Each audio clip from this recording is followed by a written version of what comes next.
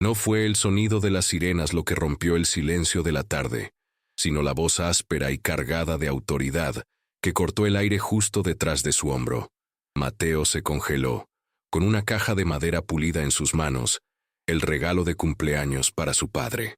La voz pertenecía al oficial Miller, un hombre cuya mirada parecía entrenada para encontrar culpabilidad donde solo había piel morena y ropa sencilla en una tienda demasiado cara para suposiciones como la suya. El oficial no preguntó, afirmó.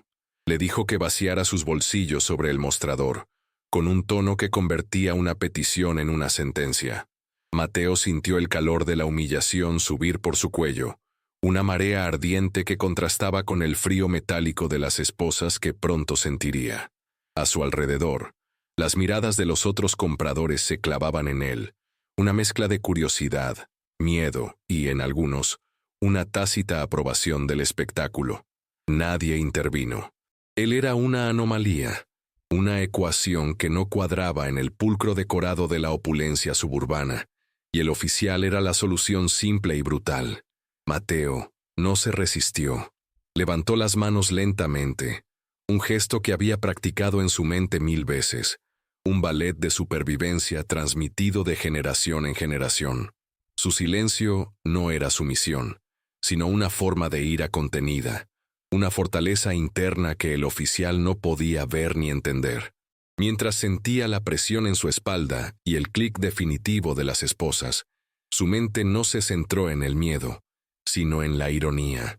Estaba siendo arrestado por intentar honrar a un hombre que había dedicado su vida a defender el mismo sistema que ahora lo aplastaba. La caja de madera, destinada a guardar las medallas de su padre, cayó al suelo con un ruido sordo, y su contenido, un juego de herramientas de grabado de precisión, se desparramó como piezas rotas de una promesa. El oficial ni siquiera se agachó a mirarlas. La estación de policía olía a desinfectante y a desesperanza, un aroma estéril que se pegaba a la ropa y a la memoria. Mateo estaba sentado en un banco de metal frío, el eco de cada puerta de celda que se cerraba retumbando en su pecho. El oficial Miller lo había procesado con una eficiencia mecánica. Sus preguntas eran trampas disfrazadas de rutina. ¿Tienes antecedentes? ¿A quién le ibas a vender eso? ¿De dónde sacaste el dinero? Cada pregunta era una piedra, construyendo un muro de culpabilidad a su alrededor. Mateo respondía con la verdad, una verdad tan simple que sonaba a mentira en aquel lugar. Es un regalo para mi padre. Lo compré con mi sueldo. Trabajo en la construcción con mi tío. Sus palabras flotaban en el aire denso de la sala de interrogatorios y se disolvían sin dejar rastro, ignoradas.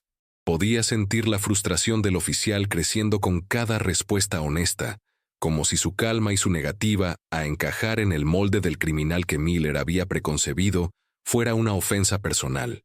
Mateo se concentró en un punto en la pared desconchada, un pequeño mapa de grietas que se parecía a un río seco. Pensó en su padre, Arturo, y en las lecciones que le había impartido, no con discursos, sino con el ejemplo. Lecciones sobre la dignidad, esa armadura invisible que nadie puede quitarte si no la entregas.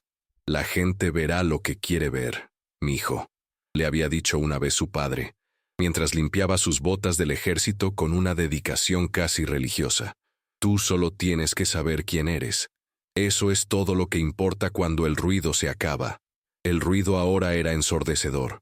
El tecleo del informe de Miller, el murmullo de otros oficiales, el zumbido de las luces fluorescentes. Pero en el centro de la tormenta, Mateo se aferraba a esa certeza, un ancla en un mar de prejuicios. No iba a romperse. No les daría esa satisfacción. Apareció una mujer.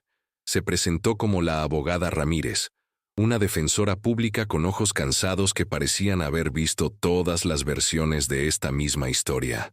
Llevaba un traje funcional y un maletín desgastado, y su expresión inicial era de una resignación profesional. Se sentó frente a Mateo, separada por una mesa de metal rayada, y repasó el informe policial con una rapidez que delataba su familiaridad con el lenguaje del sistema. Al principio, su tono era distante, el de alguien que gestiona un caso más en una larga lista de causas perdidas. Le hizo preguntas similares a las del oficial, pero con un matiz diferente. Buscaba fisuras en la narrativa de la fiscalía, no en la de Mateo. ¿Hubo testigos? El oficial activó su cámara corporal. ¿Te leyeron tus derechos? Mateo respondió con la misma serenidad que había mantenido hasta entonces. Le contó la historia sin adornos, la simple verdad sobre el regalo para su padre. Mientras hablaba, algo en la postura de la abogada Ramírez cambió. Se reclinó ligeramente. Sus ojos perdieron parte de su velo de fatiga y se enfocaron en él con una nueva intensidad. Vio más allá del informe, más allá del estereotipo. Vio la integridad silenciosa en la mirada de Mateo, la ausencia de pánico, la firmeza de un hombre que, aunque atrapado, no se consideraba una víctima. ¿Tu padre?, preguntó ella, su voz ahora más suave. Cuéntame de él. Y por primera vez, la coraza de Mateo mostró una pequeña fisura, no de debilidad, sino de orgullo. Le habló de Arturo, de su servicio, de las medallas que guardaba en una vieja caja de zapatos, porque decía que el verdadero honor no necesitaba exhibirse. La abogada escuchó en silencio, y en ese silencio, la dinámica cambió. Ya no era un caso más. Se había convertido en una causa. La memoria era un refugio cálido en la celda fría. Mateo cerró los ojos y se transportó a la sala de su casa, al olor de café recién hecho y al sonido de la risa de su padre. Tenía 14 años y Arturo acababa de sacar la caja de zapatos. Dentro, envueltas en un paño de terciopelo descolorido, descansaban las medallas. No eran brillantes.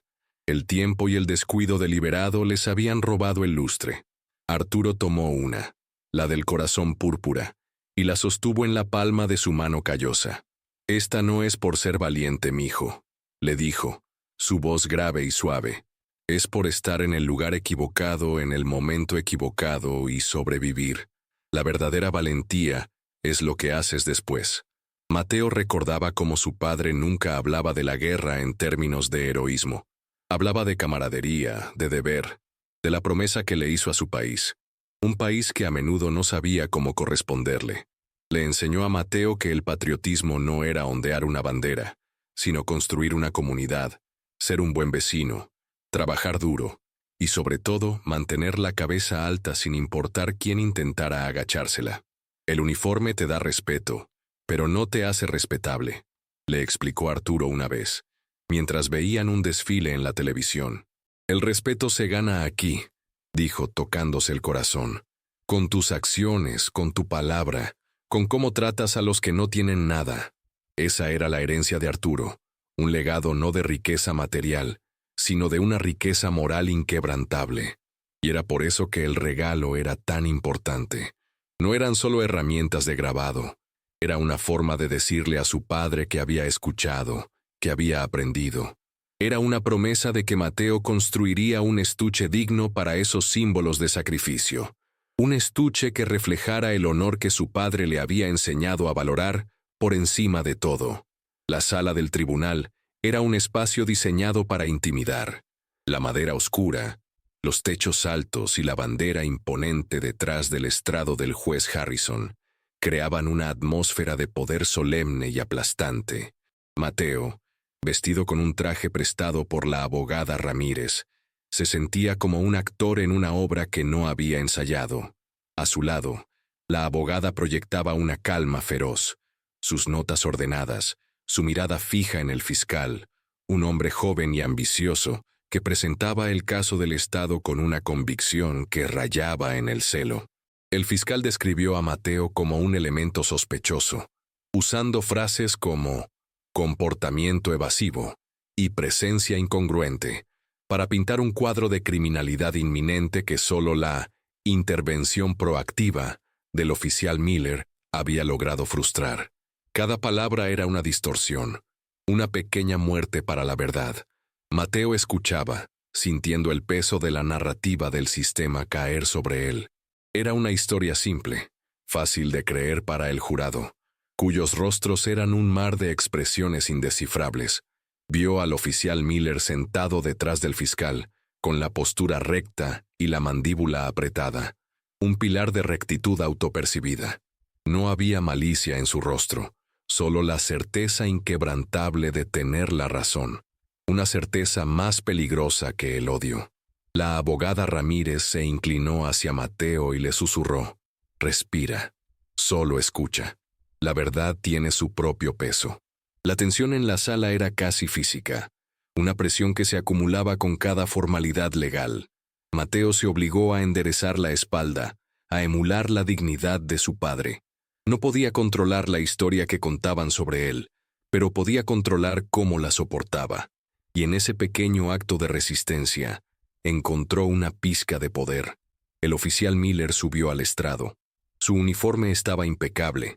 Sus respuestas eran nítidas y ensayadas. Describió el encuentro en la tienda con un lenguaje desapasionado y técnico que le daba un barniz de objetividad a su prejuicio. El sospechoso evitaba el contacto visual, declaró, mirando directamente al jurado. Sus movimientos eran erráticos, como si estuviera vigilando las salidas. Basado en mi entrenamiento y experiencia, identifiqué estos como indicadores de una posible intención delictiva. La narrativa era sólida, una fortaleza construida con el lenguaje de la autoridad. El fiscal lo guió a través del relato, reforzando la imagen de un oficial vigilante protegiendo a la comunidad de una amenaza implícita. Mateo observaba, sintiendo cómo la versión de Miller se solidificaba en el aire, convirtiéndose en la verdad oficial de la sala. Entonces, fue el turno de la abogada Ramírez. Se levantó lentamente, se acercó al estrado sin prisa, creando un contraste deliberado con la urgencia del fiscal. Su primera pregunta fue suave, casi conversacional. «Oficial Miller, ¿pudo ver qué artículo sostenía el señor García cuando se acercó a él?» Miller vaciló por una fracción de segundo. «Era una caja», respondió. «¿Sabe qué había en la caja?», continuó ella. «No en ese momento». ¿Y le preguntó? «Mi prioridad era asegurar la escena y garantizar la seguridad pública». La abogada asintió lentamente. «La seguridad pública. Por supuesto. Oficial, en su informe, usted menciona que el señor García parecía fuera de lugar. ¿Podría explicar qué significa eso?». La pregunta quedó suspendida en el aire. Miller carraspeó. Su confianza titubeó por primera vez. No encajaba con la clientela habitual. La admisión, aunque sutil, fue la primera grieta en la armadura. La abogada Ramírez no sonrió. Simplemente dejó que las palabras del oficial resonaran en el silencio tenso del tribunal. El clímax no llegó con un grito, sino con el suave chirrido de unas ruedas sobre el suelo de linóleo. La puerta del fondo del tribunal se abrió, y un oficial de justicia ayudó a Arturo García a entrar en la sala. No llevaba un uniforme, sino unos pantalones sencillos y una camisa cuidadosamente planchada. Su rostro estaba marcado por el tiempo y el dolor, pero sus ojos poseían una claridad inquebrantable. Se apoyaba pesadamente en un andador de metal, y cada paso que daba era un testimonio de esfuerzo y voluntad. Un silencio profundo cayó sobre la sala mientras avanzaba lentamente por el pasillo central. El jurado se giró para mirarlo. El fiscal frunció el ceño, confundido. El juez Harrison se inclinó hacia adelante, observando la escena con una curiosidad repentina. El oficial Miller, desde su asiento, observaba al anciano con una expresión indescifrable. Arturo no miró a nadie más que a su hijo. Sus miradas se encontraron a través de la sala, y en ese instante se transmitió un universo de amor, apoyo y orgullo. La abogada Ramírez esperó a que Arturo se sentara en la primera fila antes de dirigirse de nuevo al estrado. «Oficial Miller», dijo, su voz ahora con un filo de acero. «¿Reconoce a este hombre?». Miller negó con la cabeza. La abogada se dirigió al secretario. «Permiso para presentar el expediente de servicio del sargento retirado Arturo García, del Ejército de los Estados Unidos». Entregó una carpeta gruesa. «Condecorado con la Estrella de Plata por su valentía en combate. 2 corazones púrpuras por las heridas recibidas en acto de servicio». Hizo una pausa, dejando que la información se asentara. Las heridas que lo obligan a usar ese andador hoy. El hombre para quien su sospechoso estaba comprando un regalo de cumpleaños. El aire salió de la sala como si fuera un globo pinchado. La narrativa del Estado se derrumbó en un instante, reemplazada por una verdad mucho más poderosa y vergonzosa. La atmósfera del tribunal se había transformado. La presunción de culpabilidad que había pesado sobre Mateo se había disipado, reemplazada por una palpable sensación de incomodidad y vergüenza colectiva que se dirigía hacia el estrado de los testigos. El oficial Miller ahora miraba sus manos, incapaz de levantar la vista. El fiscal se revolvía en su silla, su caso desintegrado no por un tecnicismo legal, sino por el peso aplastante de la realidad moral. La abogada Ramírez no necesitaba interrogar más a Miller. Se dirigió al jurado, su voz tranquila, pero resonante. La fiscalía les ha contado una historia sobre un hombre que no encajaba. Comenzó. Y tienen razón. Mateo García no encaja. No encaja en el molde de sus prejuicios. No encaja en la narrativa fácil de un criminal. No encaja porque fue criado por un héroe para ser un hombre de honor. Sus palabras no eran acusatorias, sino declarativas. Recontextualizó cada acción de Mateo, no como un acto de evasión, sino de respeto. Su silencio no era culpable, era digno. Su presencia en esa tienda no era sospechosa, era un acto de amor filial. El juez Harrison observaba a Arturo, luego a Mateo, y su rostro, antes una máscara de imparcialidad distante, ahora mostraba una profunda reflexión. No se trataba solo de un veredicto de culpabilidad o inocencia. Se trataba de una confrontación con el sesgo sistémico que permitía que un acto de devoción fuera confundido con un crimen. Arturo no dijo una palabra, pero su presencia era el testimonio más elocuente. Era un monumento viviente al servicio y al sacrificio, y su hijo, el reflejo de sus valores. La inversión de poder era total. El joven marginado se había convertido en el centro moral de la sala, y el sistema, representado por el oficial y el fiscal, se veía expuesto en su ciega arrogancia. El veredicto fue un eco tardío de la victoria que ya se había ganado. No culpable. Las palabras del presidente del jurado fueron pronunciadas con una formalidad sombría, casi como una disculpa. No hubo vítores ni aplausos en la sala, solo un profundo y colectivo suspiro de alivio. La tensión se liberó, dejando tras de sí un vacío reflexivo. El oficial Miller salió rápidamente del tribunal por una puerta lateral, su rostro una máscara de emociones conflictivas. El juez Harrison dio un golpe de mazo, pero su mirada se detuvo un momento más de lo necesario en Arturo y Mateo, un reconocimiento silencioso de la lección que se había impartido en su sala. La abogada Ramírez le puso una mano en el hombro a Mateo. «Se acabó», dijo suavemente. Mateo asintió, una sola lágrima trazando un camino por su mejilla, no de tristeza, sino de una liberación abrumadora. Se levantó y caminó hacia su padre. No se abrazaron de inmediato. Simplemente se quedaron uno frente al otro, el hijo de pie, erguido y vindicado, y el padre sentado, su cuerpo frágil pero su espíritu inmenso. «Lo hiciste bien, mijo», susurró Arturo, su voz quebrada por la emoción. «Mantuviste la cabeza alta». Mateo finalmente tomó las manijas del andador de su padre, un gesto que ahora tenía un nuevo significado. No era un acto de ayuda, sino de asociación. Juntos, padre e hijo, salieron lentamente del tribunal, dejando atrás el sistema que los había juzgado y que a su vez había sido juzgado por ellos. Afuera, el sol de la tarde bañaba la ciudad, indiferente al drama que acababa de concluir. No había sido una batalla ganada contra un sistema, sino una afirmación personal de dignidad frente a él. Y mientras caminaban juntos, en silencio, ese era el único triunfo que importaba. La historia no terminó con el sonido del mazo, sino con el silencio compartido en el camino a casa. Mateo conducía el viejo coche de su padre, el motor un zumbido familiar y reconfortante. Arturo miraba por la ventana, el paisaje urbano pasando como un borrón. La caja con las herramientas de grabado estaba en el asiento trasero, recuperada como prueba y ahora de vuelta a su legítimo dueño. Durante varios minutos, ninguno de los dos habló. El espacio entre ellos no estaba lleno de incomodidad, sino de un entendimiento profundo que no necesitaba palabras.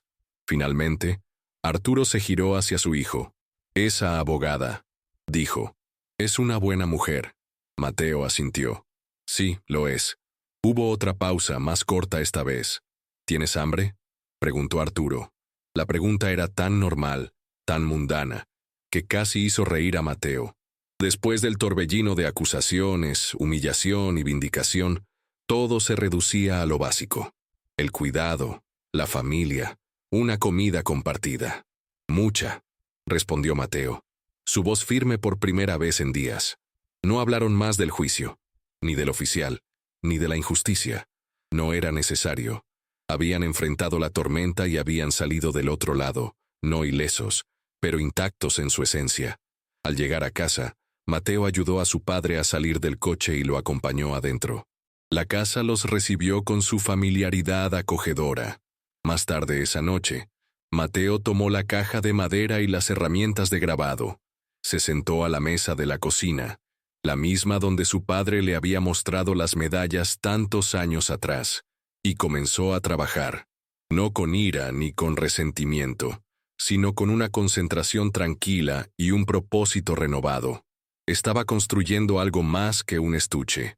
Estaba forjando un testamento de resiliencia, un santuario para el honor de su padre, y en cada línea precisa que grababa en la madera, reclamaba su propia narrativa.